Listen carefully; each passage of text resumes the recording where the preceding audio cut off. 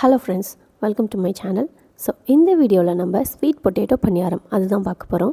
இந்த பணியாரத்தில் நம்ம யூஸ் பண்ணுற இன்க்ரீடியன்ட்ஸ் எல்லாமே ஹெல்த்தியானது தான். ஆனால் கண்டிப்பாக ஒன்று கூட மிச்சமாகாமல் காலியாகும். அதுக்கு நான் கேரண்டி. சரி, இப்போ நம்ம இந்த பணியாரம் எப்படி பண்ணுறதுன்றதை பார்க்கலாம் வாங்க. இதை செய்கிறதுக்கு நான் ஒரு ஸ்வீட் பொட்டேட்டோவை தோல் நீக்கி துருவி வச்சுருக்கேன். இனிப்பு சுவைக்காக கருப்பட்டி யூஸ் பண்ணுறேன்.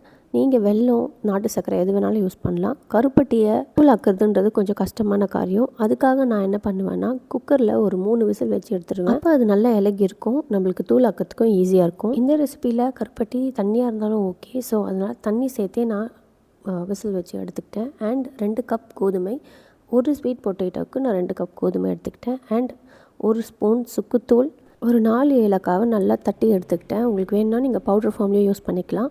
அண்ட் ஒரு சிட்டிகை உப்பு. இது எல்லாத்தையுமே சேர்த்ததுக்கப்புறம் நல்லா கலந்து விட்டுக்கணும்.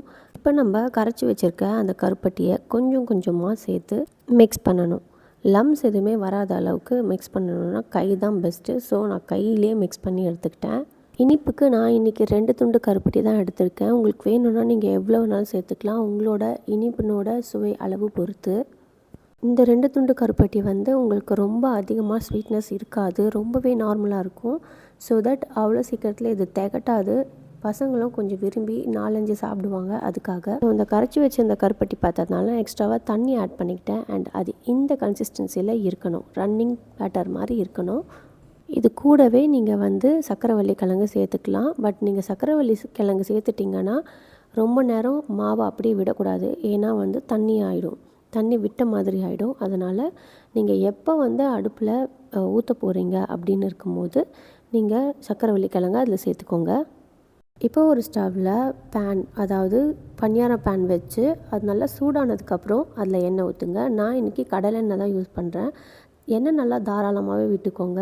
இது நான்ஸ்டிக் பேன் தான், இருந்தாலும் நம்ம எண்ணெயோட அளவு அதிகமாக இருக்கும்போது தான் அந்த பணியாரத்தோட சுவை ரொம்பவே ருசியாக இருக்கும். இது மட்டும் இல்லாமல் அந்த மேலே இருக்க லேயர்ஸ் எல்லாமே நல்லா கிறிஸ்பியாகவும் உள்ளே நல்லா சாஃப்டாகவும் வரும்.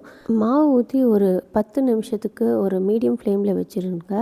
அதுக்கப்புறம் நீங்கள் அது திருப்பி போடுற தருணம் எப்போன்னா, நீங்கள் இந்த பணியாரத்தை பார்த்தீங்கன்னா அந்த சைட்ஸ் எல்லாமே நல்லா வெந்த மாதிரி உங்களுக்கே தெரியும். அப்போ நீங்கள் திருப்பி போட்டுக்கலாம். திருப்பி போட்டு ஒரு 5 மினிட்ஸ் வெயிட் பண்ணாலே போதும். அப்பயும் நீங்கள் கொஞ்சம் எண்ணெய் ஆட் பண்ணிக்கோங்க. ஏன்னா நீங்கள் முதல்ல ஊற்றின எண்ணெய் மேலே இருக்கிற லேயருக்கே அப்சர்வ் ஆகிருக்கும். ஸோ கீழே இருக்க லேயருக்கும் நீங்கள் கொஞ்சம் எண்ணெய் ஊற்றுங்க. அப்போ கீழே இருக்க லேயர்ஸுமே நல்லா கிறிஸ்பியாக வரும். அவ்வளோதாங்க, ரொம்பவே கம்மி இன்க்ரீடியன்ஸோட ஹெல்த்தியான இந்த டைம் கன்சியூம் பண்ணாத சக்கரவள்ளி கிழங்கு பணியாரம் ரெடி ஆகிடுச்சு. இந்த பணியாரத்தை நீங்கள் கிட்ஸ்க்கு ஸ்நாக்ஸ்க்கு கட்டி கொடுக்கலாம். ஸோ தட் அவங்களுக்கு ஹெல்த்தியாக சாப்பிட்ட மாதிரியும் இருக்கும், அட் த சேம் டைம் அவங்க விருப்பப்பட்டு ஸ்வீட்டானதை ஒன்று சாப்பிட்ட மாதிரியும் இருக்கும். அண்ட் கண்டிப்பாக ஸ்நாக்ஸ் பாக்ஸும் காலியாகும். இந்த வீடியோ உங்களுக்கு பிடிச்சிருக்கும்னு நான் கண்டிப்பாக நம்புகிறேன். இந்த வீடியோ உங்களுக்கு பிடிச்சிருந்தா நம்ம சேனலை சப்ஸ்கிரைப் பண்ணிவிட்டு இந்த வீடியோவை லைக் பண்ணிவிட்டு அப்படியே ஹெல்த்தியாக சாப்பிட்ணுன்னு நினைக்கிற உங்களோட லவ்ட் ஒன்ஸ்க்கும் இந்த ரெசிபியை ஷேர் பண்ணுங்கள். Thank you so much for watching this video. Bye.